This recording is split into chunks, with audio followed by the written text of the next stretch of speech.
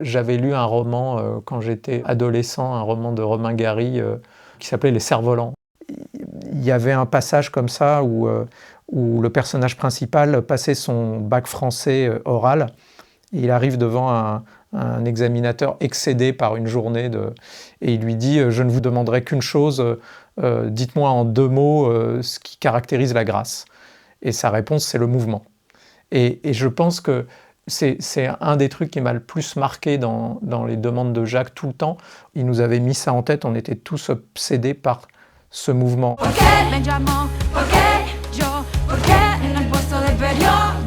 Cette mise en scène avec une steadicam qui s'approche, avec des mouvements assez radicaux, etc. J'avais, dès le début, j'étais passé sur le tournage, il se trouve, sur cette séquence, et je m'étais dit, c'est génial, ça donne envie vraiment de créer le même genre de choses sur sa voix. Alors, c'est très littéral, hein, il n'y a rien de magique là-dedans, mais encore une fois, même si on n'y fait pas très attention, ça contribue à la perception de cette voix qui parfois s'approche beaucoup. Et les voix des danseuses, enfin des femmes de ménage à côté, elles bougent beaucoup et en groupe souvent. Et ben oui, là, elles sont très spatialisées. Il y en a plusieurs qu'on a mis en objet en Dolby Atmos. Cette chanson en particulier, ça n'a pas été évident dans la mesure où ils ont pris l'habitude pendant le montage de monter avec évidemment le direct, qui était très imparfait, surtout quand il y avait de la chorégraphie, parce que ça bouge et parce que ça crée plein d'accidents, etc. Mais justement, c'est ce qu'ils aimaient, ces accidents. Ça donnait de la vie.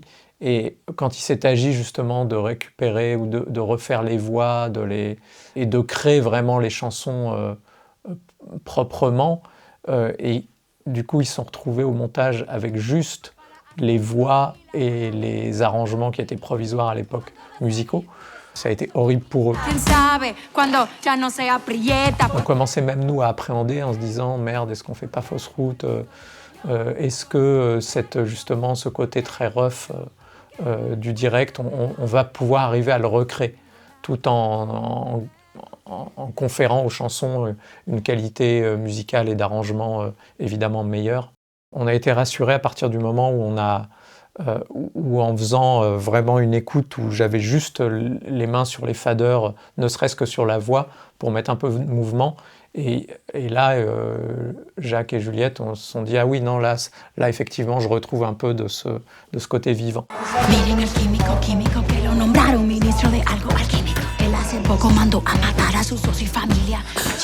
Là, pour le coup, ça a été très compliqué même de trouver la base musicale. Jacques avait jamais ce qu'il voulait. Il voulait quelque chose à la fois de très dense, de très rock, qui exprime toute la colère de Rita. Il voulait encore là que ce soit toujours en mouvement, mais de façon très exacerbée. Ça a été vraiment compliqué de trouver quelque chose où ils se disent « Ah oui, enfin c'est ça ».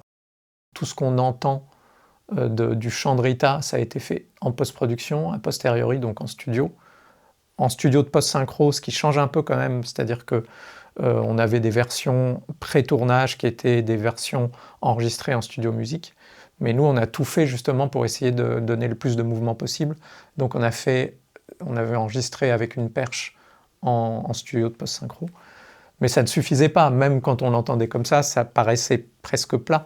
Et donc il s'est agi au mixage, encore une fois, de mettre le plus de mouvement possible. Et là, j'ai utilisé vraiment de façon très très extensive ce fameux outil qu'on a créé il y a quelques mois qui s'appelle Boomit, qui est un plug qui permet de reproduire justement des mouvements de perche et les mouvements même de tête des comédiens à partir d'une prise de son, on va dire, statique. L'idée de Boomit, cet outil qu'on a beaucoup utilisé sur le film, vient d'une expérience que j'ai eue avec Jacques Audiard quand je travaillais avec lui sur le doublage en français des Frères Sisters. On avait enregistré toutes les voix de doublage ensemble. Il n'y avait pas de perchman en Audi. Il y a un micro devant les comédiens, un plus loin pour faire l'air et pour créer un peu de mouvement le cas échéant.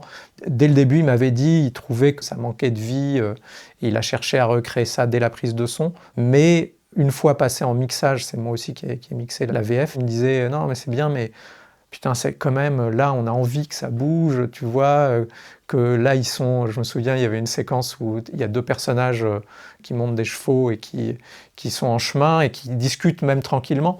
Et il me disait, ouais, mais tu vois, là, tous les soubresauts. Et moi, je m'évertuais à créer ça avec des mouvements de fadeur, des échos, etc. Mais globalement, quand même, c'est vrai, il avait raison. Sí, sí son reales, pero las escuelas no se construyen ahora. Cuéntanos, Chucho, de dónde sacaste tu jet, tu alberca, tu hotel. On a fini ce doublage et depuis ce moment, je me disais, mais ça serait bien qu'on crée un outil qui fait ça. Et c'est comme ça que Boomit est né. J'ai passé des après-midi entières à reproduire chaque mouvement qu'on voyait à l'image avec cet outil.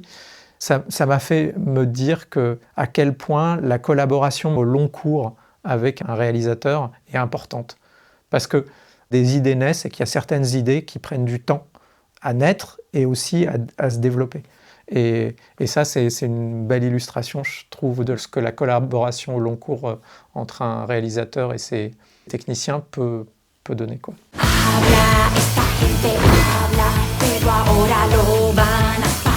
La chorégraphie était quand même très compliquée à réaliser et apparemment le tournage a été très compliqué. Les mouvements de caméra, il a fallu que Zoé s'adapte tout le temps à chaque prise et donc elle a mimé en fait la chanson.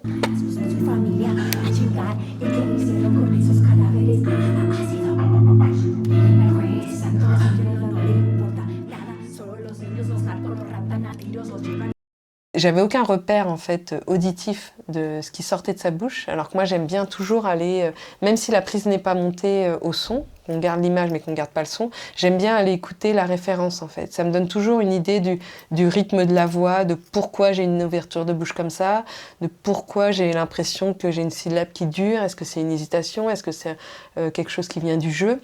En référence dans les prises du tournage, j'avais uniquement Carla Sofia qui récitait son discours, avec un fond de musique qui permettait à Zoé et aux figurants de suivre la chorégraphie. Quisiera hacer una mención especial a todas las personas que se trasladaron hoy, hicieron un gran esfuerzo y se desplazaron desde diferentes estados de la República. Nos acompañan amigos de Chiapas. C'est le son que Juliette a monté du discours off, mais le son des prises, il n'est pas là. En fait, des fois, elle le susurrait un peu, mais c'était pas utilisable du tout, c'était pas du tout projeté.